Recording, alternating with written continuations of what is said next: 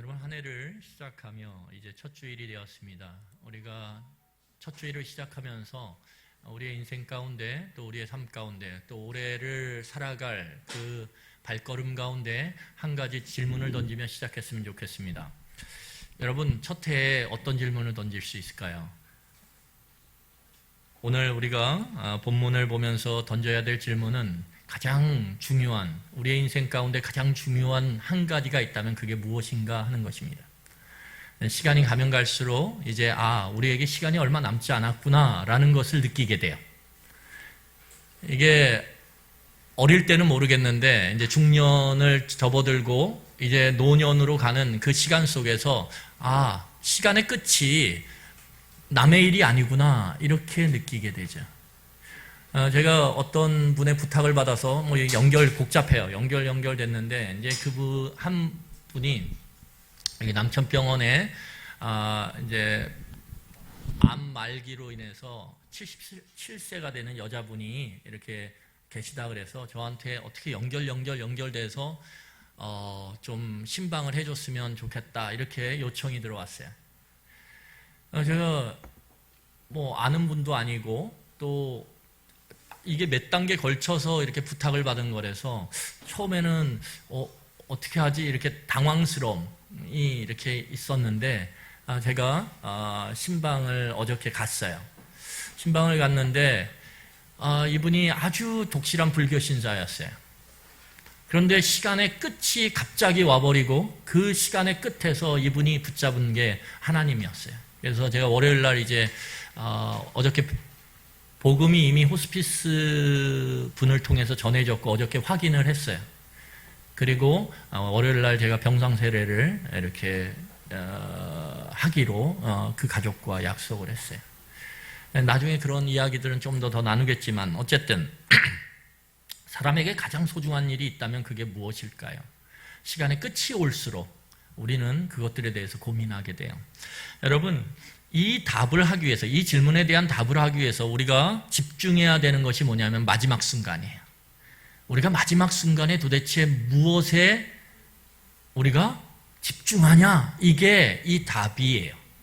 우리는 마지막 순간에 도대체 어디에 집중하고 있냐? 그 한 가지 일이 뭐냐 이거죠. 여러분, 우리가 마지막 순간에 가면 많은 경우에 내가 돈을 더 벌 걸, 아니면 집을 더 넓은 집에 살 걸, 이렇게 그 집과 돈에 집중하지 않아요. 대부분의 사람은. 여러분, 대부분의 사람들이 자기 생명의 마지막에 딱 서면 그 마지막에 집중하는 게 뭐냐면 관계예요. 사람이 생명이 끊어지는 순간 누구나 관계에 대해서 후회하거나 안타까워해요. 그건 대체적으로 대부분의 사람들이 다 그래요. 내가 그걸 못 먹어서, 내가 여행을 그 나라를 못 가서, 내가 그걸 못 사서, 그 명품백 샀어야 되는, 이런 거 마지막에 집중하지 않아요. 어디에 집중해요? 내가 아버지랑 화해하지 못한 것 때문에, 내가 자식과 화해하지 못한 것 때문에, 내가 자녀한테, 둘째한테 덜해준 것 때문에, 이런 것들로 인해서 후회하고 안타까워하고 힘들어하죠. 여러분, 그래서 우리가 집중해야 되는 한 가지가 있다면 그건 관계예요. 관계가 굉장히 중요해요.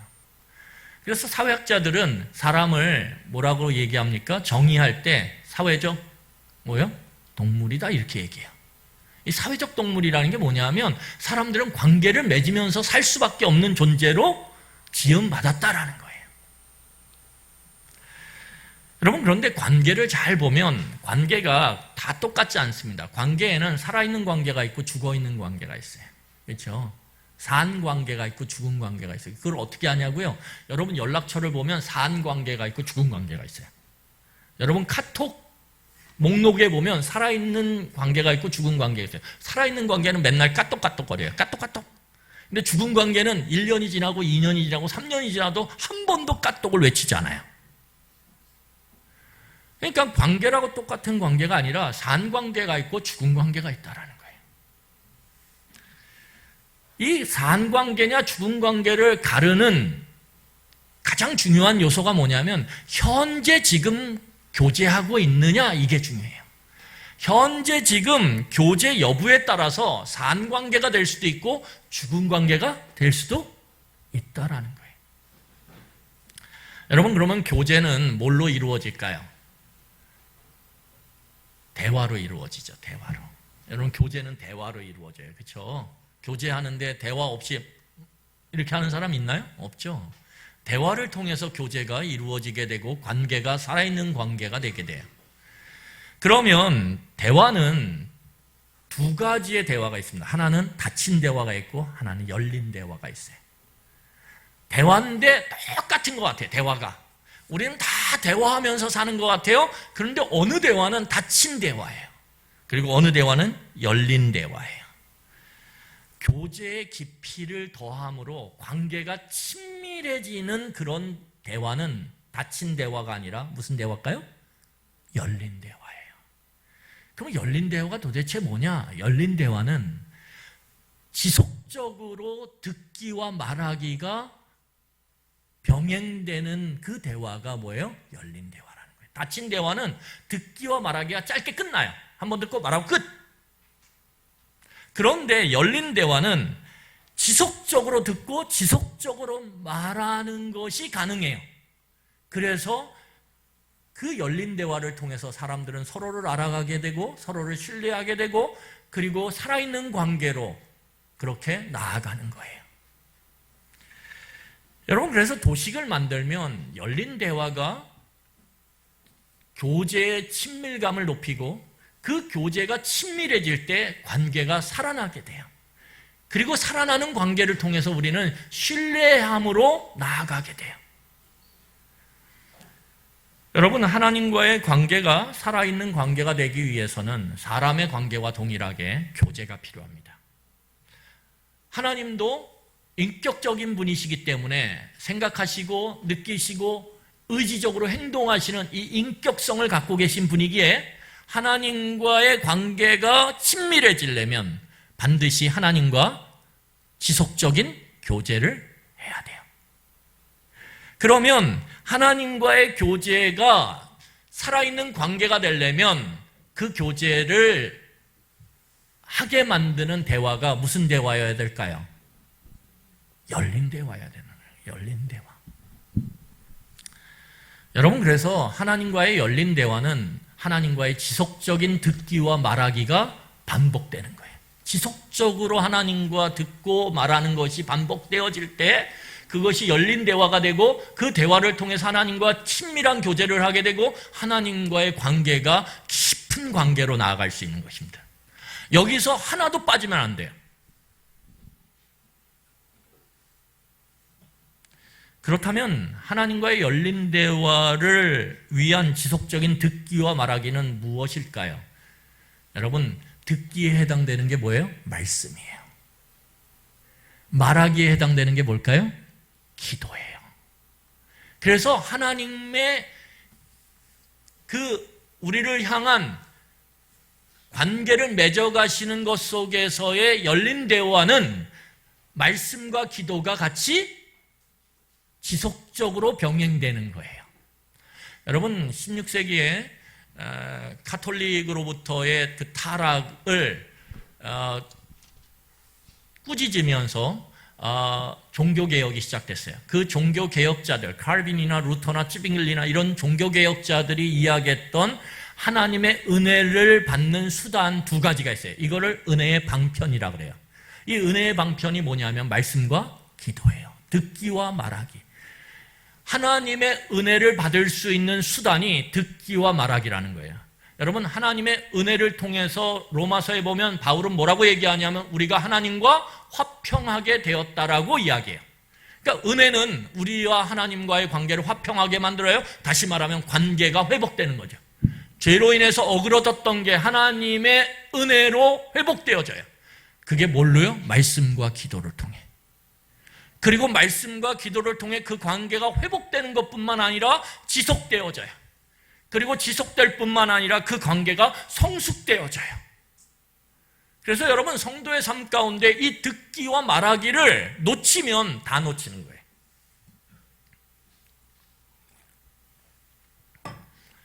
하나님과의 교제가 없는 삶, 하나님과의 관계가 깊어지고 성숙되지 않는 삶, 그것은 아무리 종교적 행사나 종교적 행위들을 열심히 해가도 그것은 의미가 없어요. 여러분, 열린 대화를 지속하기 위해서 또 한 가지 필요한 요소가 있는데 그것은 무엇이냐면 말씀과 기도의 균형성이에요. 여러분, 사람과 교제하다 보면 말하고 듣고를 계속해요. 그런데 어떤 사람은 말만 계속해요. 듣는 건 별로 없어. 그러면 그 관계가 성숙함으로 나아가기가 쉽지가 않아요. 근데 어떤 사람은 말은 안 하는데 계속 듣기만 해. 그러면 어떨까요? 상대방으로 하여금 궁금증을 유발해요. 저 사람이 내 말을 듣고 있나? 내 말에 동의하고 있나? 그래서 여러분, 아무리 듣기만 하는 사람도요, 최소한의 말하기를 해야 돼요. 그게 뭘까요? 인정이죠. 음성적 인정. 이렇게 하는 거예요. 오, 맞아. 이렇게 최소한 말하기를 해야 상대방과의 이 대화가 지속될 수 있어요. 여러분, 전화를 할 때 그런 거 많이 느끼시죠? 내가 한참 얘기해요. 나 너무 힘들어. 막 이런 문제 저런 문제 있어. 막 얘기하는데 상대방이 아무 얘기 안 하고 듣고 있어요. 그러면 여러분 한참 한 2, 3분 얘기하다 어떻게 하세요? 여보세요? 듣고 있어? 그러면 저쪽에서 듣고 있어. 그러면 대답을 해줘. 뭐 이렇게 얘기하지 않습니까? 그렇죠. 그래서 이 균형성이 되게 중요해요. 여러분, 오늘 우리는 이 본문의 말씀을 통해서 그 하나님과의 교제, 그리고 그 교제를 통해 살아있는 관계가 되게 만드는 이 말씀과 기도 중에 기도에 대해서 한번 같이 살펴보기를 원합니다.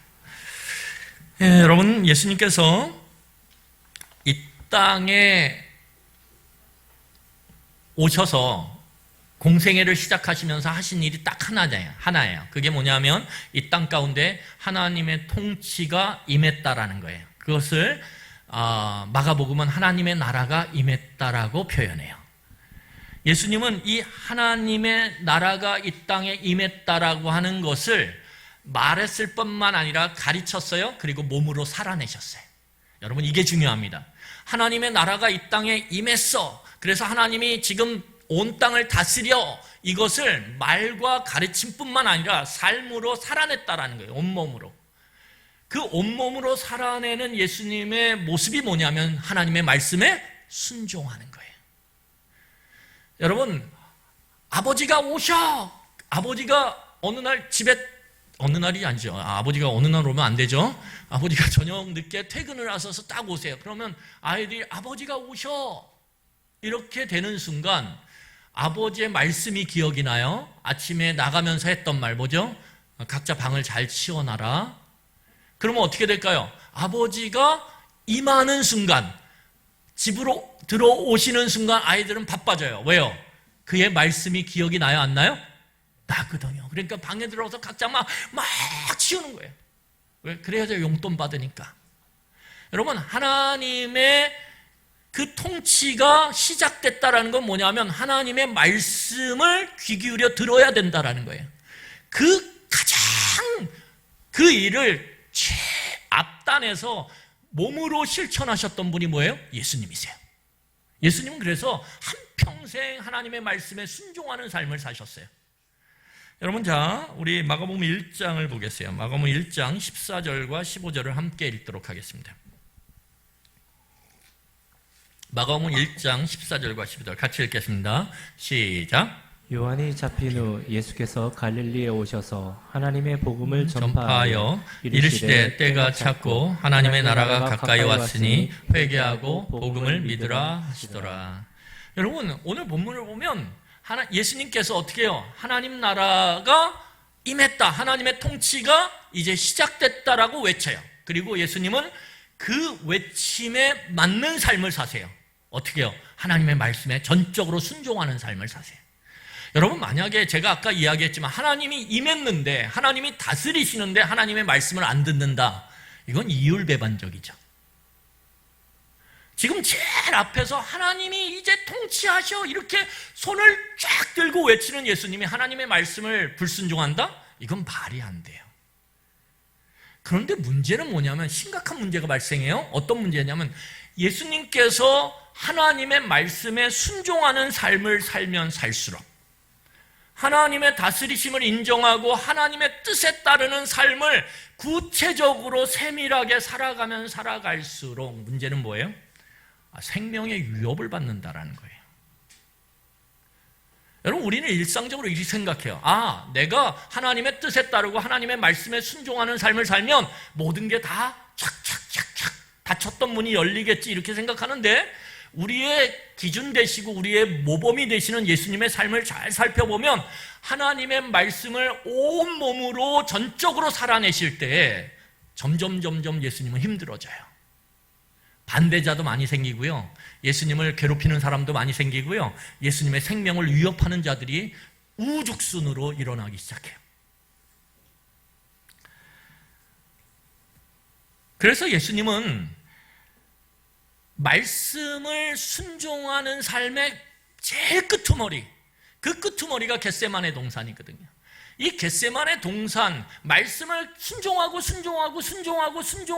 끝까지 어려운 상황에서도 버티고 그 말씀을 부여잡고 끝까지 온 상황 속에서 겟세마네 동산 그 끝에서 뭐라고 외치냐면 이렇게 외쳐요. 뭐라고 외쳐요? 내가 고민하여 죽게 되었다. 그 말씀에 순종한 삶의 끄트머리에 예수님의 회한이 뭐냐면 내가 지금 고민되고 슬프고 죽을 지경이다 이거예요. 여러분 당황스럽지 않습니까? 안 당황스러우세요? 당황스럽잖아요. 교회에서는 말씀을 목사가 왜 잘 지키십시오, 순종하십시오 이렇게 얘기하는데 그 끝머리에 서서 예수님께서 토로하는 마음은 뭐냐면 내가 너무 힘들어서 죽을 지경이야 이 말이거든요. 우리는 근본적으로 의문이 들어요. 내가 말씀에 순종하는 삶을 살아야 되나?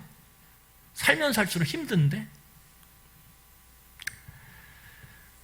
여러분 우리 본문 37절과 38절을 함께 읽어보도록 하겠습니다. 같이 읽겠습니다. 시작. 베드로와 세베대의 두 아들을 데리고 가실새 고민하고 슬퍼하사 이에 말씀하시되 내 마음이 매우 고민하여 죽게 되었으니 너희는 여기 머물러 나와 함께 깨어있으라 하시고.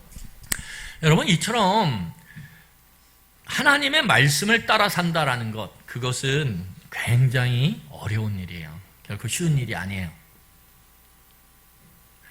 그래서 여러분 제자들의 삶 가운데 제자라는 게 뭐죠? 제자는 예수님의 뜻, 말씀을 따라 쫓아가는 거예요. 그럼 예수님의 말씀은 그건 뭐냐? 하나님의 말씀이죠. 왜요? 요한복음 1장에 보면 말씀이 육신이 되어 우리 가운데 거하시며 이렇게 얘기하거든요. 그러니까 말씀 곧 하나님이라는 거예요. 그러면 말씀을 쫓아가는 게 제자의 삶인데 그러면 그 삶이 얼마나 고되고 힘들겠어요. 그래서 예수님께서 약속하시는 게 무엇입니까? 니네 힘으로는 안 돼. 그러니까 내가 누굴 보내요? 내 영을 보낼 거야. 왜요? 하나님의 영이 함께하지 않으면 우리는 말씀에 순종하는 삶을 이 세상 가운데 살아갈 수가 없어요. 세상은 끊임없이 하나님의 말씀을 거부하거든요. 세상은 끊임없이 하나님의 다스리심을 거부하거든요. 그게 죄의 특징이에요. 여러분 바울 사도의 삶을 보면요, 예수님의 삶처럼 오직 하나님의 말씀에 순종하는 삶을 살았어요. 다메섹 도상에서 예수님을 만난 후 그가 회심을 해요. 방향을 돌리고 그의 삶은 오로지 하나님의 뜻에 따라 사는 삶이었어요. 그런데 바울의 순종하면 순종할수록 그의 삶은 점점 거칠게 그리고 아주 힘들게 끌려가요. 죽음의 순간까지 끌려가요. 질질 끌려가요. 이런 상황 속에서 바울의 고백이 우리에게 큰 울림을 줍니다. 우리 고린도후서 1장 8절이에요. 고린도후서 1장 8절을 같이 보겠습니다. 시작. 형제들아 우리가 아시아에서 당한 환난을 너희가 모르기를 원하지 아니하노니 힘에 겹도록 심한 고난을 당하고 살 소망까지 끊어지고. 바울의 삶은요, 하나님 말씀 붙잡고 전하라 그래서 전했던 것뿐이고 그렇게 살아라 그래서 산 것뿐인데 어떻게 되냐면 늘 죽음의 위기, 늘 고난의 위기 가운데 그 한가운데서 신음하는 삶이었어요. 여러분, 빌립보에 가서 복음을 전할 때 바울이 귀신 들린 여종을 고칩니다. 귀신 들린 여종이 막 그 점을 쳐서 주인에게 많은 돈을 가져다 줬어요. 그래서 주인이 그 귀신 들린 여종을 꽉 잡고 놓아주질 않아요. 그런데 바울이 그걸 보니까 뭐예요? 사단의 역사죠. 그래서 하나님의 말씀으로 그 여인에게 그 악한 영을 끄집어내요. 그래서 이 여인이 정상적으로 변해요. 그리고 빌립보 교회의 최초의 교인이 됩니다. 이런 놀라운 역사가 하나님의 뜻 가운데 이루어져요. 그런데 그 결과는 뭐냐 하면 사도 바울이 그리고 그의 일행이 매를 항신 맞고 어떻게 해요? 깊은 지하 감옥에 갇혀요. 지하 감옥에 갇혀요.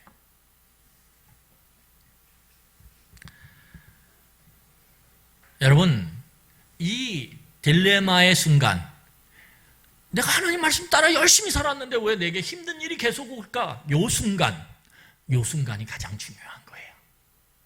이 순간이 가장 소중하고 가장 가치 있는 시간이에요. 왜요? 이때 우리의 삶의 방향을 어느 쪽으로 돌리냐에 따라서 결과는 천양지차가 나거든요. 여러분, 그러면 하나님의 말씀을 듣고 순종했으나 상황은 우리가 원치 않는 방향으로 계속 흘러갈 때 우리는 도대체 무엇을 해야 될까요?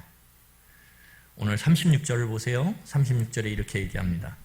이에 예수께서 제자들과 함께 겟세마네라 하는 곳으로 이르러 제자들에게 이르시되 내가 저기 가서 기도할 동안에 너희는 여기 앉아 있으라 하시고, 예수님이 이 딜레마 가운데 어디로 올라가시냐면 기도의 자리로 올라가세요. 이것은 굉장히 우리에게 중요한 말씀을 하고 있는 것입니다. 이 현실의 딜레마, 이 딜레마 가운데 어디에 우리가 가야 되는가라고 얘기할 때 성경은 예수님의 본을 통해서 기도의 자리로 나아가라고 우리에게 말하고 있어요. 여러분, 예수님은 어떤 순간에도 하나님과 대화하는 것을 포기하지 않았어요. 그래서 예수님의 공생애를 보면 매일의 삶 속에서 말씀을 듣고 그 말씀에 순종하는 삶을 살았어요. 그럼에도 불구하고 예수님은 그 지친 몸을 갖고서도 어떻게 해요? 그 순종함으로 지쳐있는 그 몸을 끌고서로 예수님은 기도하는 자리로 가세요. 제가 그랬죠. 듣는 것만 하면 안 되고 뭐 하는 것도 해야 돼요? 말하는 것도 해야 된다고. 예수님의 삶이 우리에게 그것을 말하고 있어요. 예수님은 열심히 들었어요. 그리고 그 들은 걸 그대로 순종했어요. 그런데 그 지친 힘든 삶 가운데서도 예수님은 하나님께 말하는 것을 포기하지 않았어요. 결국 여러분, 이 듣기와 말하기, 말씀을 듣고 하나님께 기도하는 이 순환적 행위를 통해서 하나님과 예수님 사이는 굉장히 관계가 어떻게 해요? 친밀해졌다라는 거예요. 관계가 끊임없이 다져져 왔어요. 그래서 그 틈을 파고들 그 어떤 것도 있지 않았어요.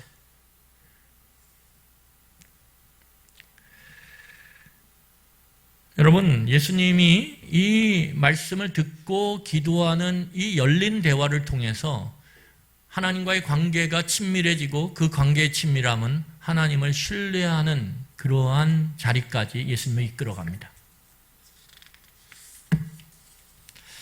그렇다면 예수님께서 이 겟세마네 기도의 자리에 올라가서 기도하신 내용이 무엇일까요? 우리는 같이 그것을 살펴보기로 합니다. 여러분, 우리가 알고 있는 기도의 문제는 기도의 방식이 아니에요. 기도의 방식에 문제가 있는 거 아니에요? 그러니까 여러분들 누가 기도할 때 기도의 방식이 있어요. 이렇게 해보세요. 저렇게 해보세요. 너무 귀 기울이지 마세요. 기도의 방식은 하나님이 그렇게 따지지 않아요. 그런데 기도의 내용에 문제가 있는 거예요. 우리의 기도는. 여러분, 많은 경우에 문제가 되는, 다시 말하면 하나님의 응답이 없는, 하나님의 일하심이 없는 기도의 특징은 뭐냐면 세상적 가치에 마음을 둔 기도예요. 또는 물질의 마음의 중심을 두고 하는 기도, 그것은 하나님의 응답이 없어요. 왜냐하면 예수님께서 그렇게 말씀하셨거든요. 너네가 구했는데 얻지 못하면 뭐예요? 너네들의 욕망과 욕심, 이기적인 마음들을 드러냈기 때문이라고 말씀하셨어요. 그래서 기도에 있어서의 문제는 방식의 문제가 아니라 어떤 문제라고요? 내용의 문제라는 면에 우리는 집중해야 돼요. 자, 그러면 예수님은 어떤 내용으로 기도하셨을까요? 우리 39절 말씀을 함께 읽도록 하겠습니다. 39절 같이 읽겠습니다. 시작. 조금 나아가사 얼굴을 땅에 대시고 엎드려 기도하여 이르시되 내 아버지여 만일 할만하시거든 이 잔을 내게서 지나가게 하옵소서. 그러나 나의 원대로 마옵시옵고 아버지의 원대로 하옵소서 하시고. 여러분, 오늘 본문을 보면 분명히 예수님께서도 십자가의 죽음을 피하기 위해서 기도하셨어요. 그래서 예수님의 기도를 보면 간청처럼 느껴져요. 간절히 청하는 기도처럼 느껴져요. 우리 기도랑 별로 내용이 틀린 게 없는 것 같아요. 다른 게 없는 것 같아요. 그런데 예수님의 기도하는 방식만 놓고 보면 간청이에요. 왜냐하면 예수님이 지금 십자가의 죽음을 피하게 해달라고, 나 지금 이 십자가의 죽음을 피하고 싶다라고 하나님 앞에 간청해요. 그런데 이 기도를 몇 번이나 하냐면 3번이나 하거든요. 간청이죠. 그리고 그 기도하는 방식을 보면 굉장히 애쓰고 힘쓰며 간절히 기도해요. 그래서 오늘 마태는 기록하고 있지 않지만 누가는 똑같은 내용을 어떻게 이야기하고 있냐면 예수님의 땀방울이 땅에 떨어질 때 마치 핏방울과 같았더라 이렇게 얘기해요. 그러니까 예수님의 이 간청하는 모습은 우리가 기도할 때랑 별반 다르지 않아요.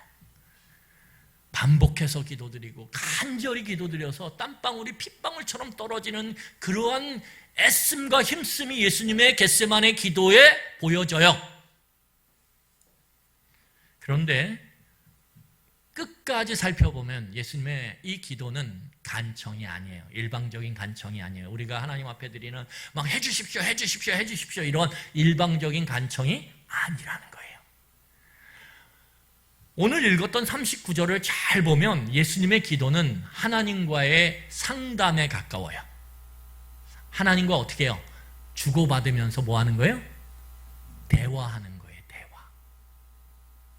왜 그러냐 하면 자, 예수님의 기도는 오늘 39절 읽었던 이 39절은 두 부분으로 나눠져 있어요. 1절이 있고 2절이 있습니다.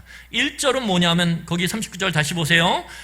내 아버지여 만일 할만하시거든 이 잔을 내게서 지나가게 하옵소서. 이건 1절이에요. 그리고 이건 간청이고 요청처럼 느껴져요. 그런데 전체를 보면 2절이 있거든요. 항상 중요한 건 어디에 나올까요? 끝에 나와요. 2절이 무엇입니까? 그러나부터 우리 한번 읽어보겠습니다. 시작. 그러나 나의 원대로 마옵고 아버지의 원대로 하옵소서. 이게 2절이에요. 그런데 이게 중요하단 말이에요. 성경 끝에 나오는 게 중요해요. 근데 이게 끝에 나오는 이 구절이 이 2절의 기도가 마치 뭐와 같냐면 거름망과 같아요. 거름망, 필터. 예수님이 자기의 마음, 자기의 요청, 자기의 원함을 이야기해요. 그런데 예수님은 그걸로 끝나지 않아요. 제가 아까 말씀드렸죠. 예수님의 삶은 어떤 삶이에요? 하나님이 다스리신다라는 것을 말할 뿐만 아니라 삶으로 그대로 실현하는 실현체예요. 그래서 예수님은 죽음이 가까이 오는 이 순간에도 자기 기도를 하지만 그 기도가 그냥 그 기도로 끝나지 않고 하나님의 다스리심과 하나님의 통치하심과 하나님을 향한 신뢰의 망을 통과해요. 그게 뭐예요? 하나님 이렇게 해주세요. 그런데 내 뜻대로 마시고 누구의 뜻대로요? 하나님의 통치와 다스리심과 하나님의 주권의 뜻대로 해주세요라고 하나님의 그 통치의 거름망으로 자기의 기도를 걸러내요.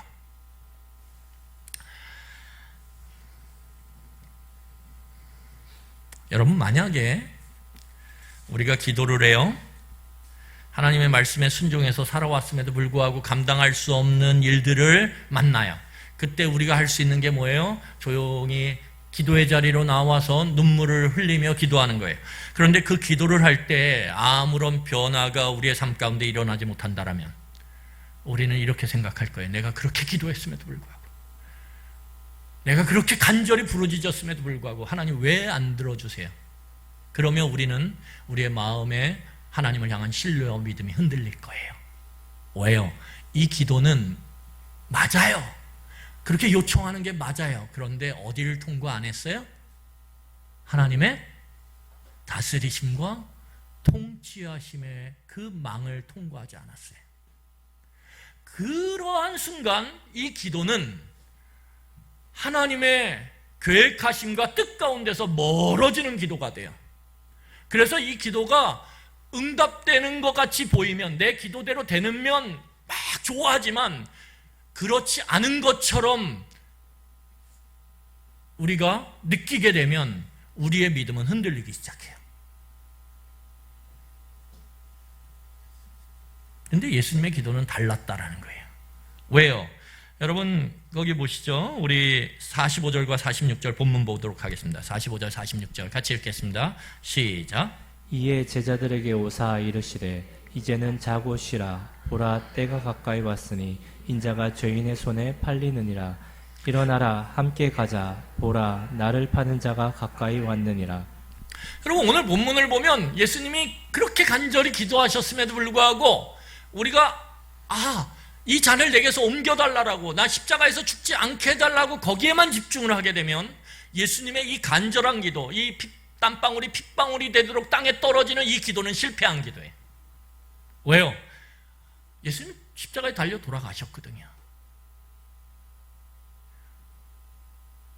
그리고 예수님은 오늘 기도 끝에 일어나서 어떻게 해요? 야, 나를 잡으러 오는 자가 있다, 나를 죽이러 오는 자가 있다, 가자. 그래서 붙들리자, 이렇게 얘기하거든요, 제자들에게. 그러면 예수님의 기도는 철저하게 실패한 기도예요.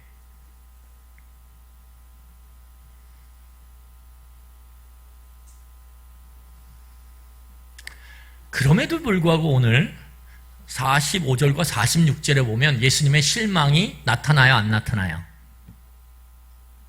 나타나요? 안 나타나요. 안 나타나요. 오히려 이 기도 끝에 예수님의 태도나 자세나 모습은 어떠냐면 당당함이고요, 담대함이고요, 뭐예요? 떳떳함이에요. 주눅든 게 하나도 없어요. 제가 다시 읽어보겠습니다. 이에 제자들에게 오사 이르시되 이제는 자고 쉬라. 보라 때가 가까이 왔으니 인자가 죄인의 손에 팔리리라. 일어나 함께 가자. 보라 나를 파는 자가 가까이 왔느니라. 여러분, 파는 자가 가까이 오면 도망쳐야죠. 죽이려고 하는 자가 가까이 오면 피해야죠. 그런데 예수님은 어떻게 하세요? 나를 잡으러 와서 죽일 자를 향해 가자, 이렇게 얘기해요. 이게 예수님의 기도의 놀라운 점이에요. 기도가 응답되지 않았는데, 본인의 기도의 일절이 이루어지지 않았는데도 불구하고 예수님은 전혀 실망하지 않아요. 전혀 당황하지 않아요. 왜요? 예수님의 기도가 뭘 통과했어요? 하나님의 다스리심의 망을 통과했거든요. 거름망을. 거름망을 통과하는 순간 예수님의 마음 가운데 드는 생각이 뭐예요? 지금을 바라보는 게 아니에요. 어디를 바라봐요? 그 너머를 바라보는 시야가 확장돼 버렸어요. 십자가를 넘어서는 그 놀랍고 영광스러운 그 상황이 예수님의 눈에 열려버렸어요. 하나님을 향한 그 신뢰가 그로 하여금 눈을 뜨게 만들어버렸어요. 죽음만 보면 두려워 떨고 기도가 이루어지지 않았네 막 한탄할 텐데 그건 문제가 안 돼요. 왜? 그건 과정이니까.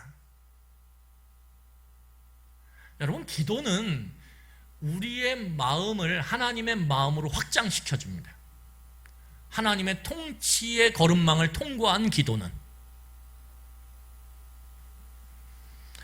그래서 기도는 단순히 우리가 원하는 것을 요청하고 그것을 얻는 수단이 아니에요.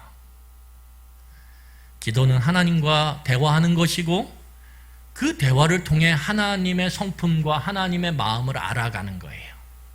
그렇게 하나님을 알아가게 될 때 우리는 하나님이 참 믿을 수 있는 분이구나. 그래서 찬양에 이런 말이 나오죠. 믿부신 하나님, 정말 믿음직한 하나님. 그 하나님을 우리는 대화를 통해서 느끼게 돼요. 알아가게 돼요.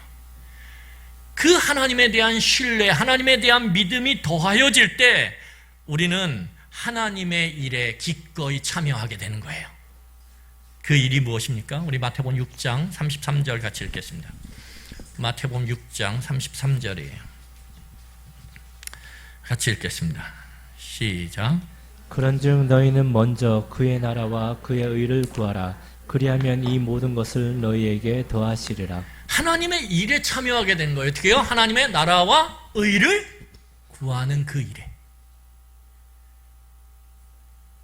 하나님에 대한 신뢰가 쫙 차오를 때 눈에 볼 때는 죽을 줄 알아요. 눈에 볼 때는 그렇게 피하기를 원했음에도 불구하고 피할 수 없게 만드는 하나님의 그 일이 느껴져요. 그럼에도 불구하고 거기서 주저앉아서 한탄하며 실망하거나 거기서 원망하지 않아요. 왜요? 하나님을 신뢰할 때 하나님의 다스리심에 참여할 수 있는 그 힘이 생기거든요. 담대함이 생기거든요. 그리고 그 가운데 우리의 몸을 던질 때 하나님의 그 주권적 역사가, 하나님의 다스리심의 역사가 우리의 생각 넘어, 우리의 그 원함을 넘어서는 참된 평화로 우리를 이끌어 가신다라는 거예요.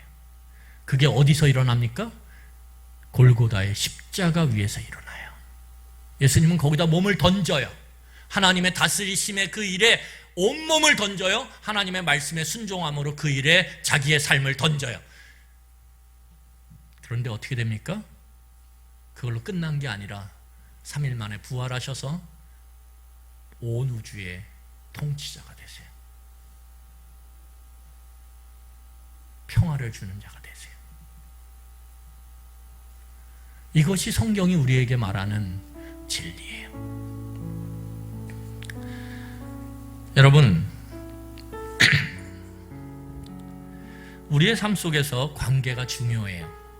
특히 하나님과의 관계는 그 무엇보다도 중요해요.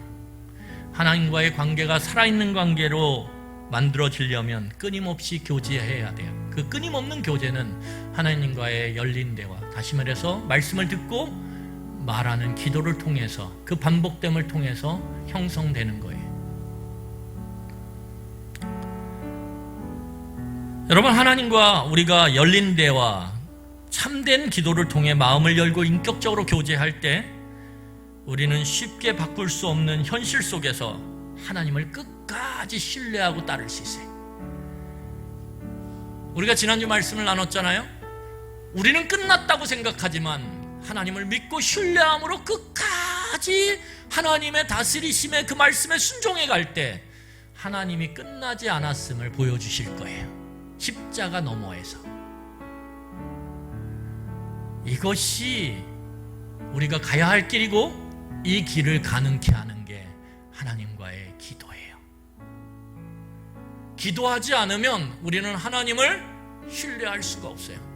하나님을 신뢰할 수 없으면 우리는 하나님의 그 말씀에 순종하는 그 하나님의 다스림 통치에 응답하는 그 하나님의 일에 동참할 수가 없어요. 우리는 각자 자기 살 길을 또 찾아야 돼요. 내 능력과 내 힘으로 그 길을 찾아가야 돼요. 이러다 망할 것 같거든요. 근데 예수님 그러지 않으셨어요. 끊임없는 하나님과의 그 기도의 대화를 통해 하나님을 신뢰했고 십자가에 자기의 생명이 끊어지는 그 순간까지도 하나님을 신뢰해요. 그리고 그 신뢰가 복된 생명으로 응답되어져요. 이것이 우리가 가야 될 길이라는 거예요. 여러분, 우리가 올해 2020년에 꼭 한 가지 일을 해야 된다라면 무엇을 해야 될까요? 우리 교회가 해야 된다면 어떤 일을 해야 될까요? 하나님과의 관계를 우선적으로 여러분들과 제가 깊이 친밀하게 맺어졌으면 좋겠어요. 하나님과의 관계가 살아있는 관계가 됐으면 좋겠어요. 어느 날 다 그 감동과 그 기쁨이 옛날의 화석처럼 변한 그런 죽은 관계 말고요, 오늘 생동감 있게 하나님과의 관계가 살아 움직이는 그런 살아있는 관계가 올해 여러분과 제 삶 가운데 이루어졌으면 좋겠어요. 그것은 우리가 끊임없이 말씀을 듣고 그리고 기도하는 자리로 나아가요. 여러분, 그런데 말씀을 듣는 거 쉬워요. 그냥 앉아있으면 돼요. 물론 이것도 어려워요. 그럴 수 있어요? 목사님, 졸음이 밀려와요. 그런데 더 어려운 게 있어요. 뭐예요? 기도하는 거예요. 말하는 거. 기도하는 건 습관이거든요. 기도하는 건 애씀이거든요. 기도하는 건 그 자리를 지켜내는 거거든요.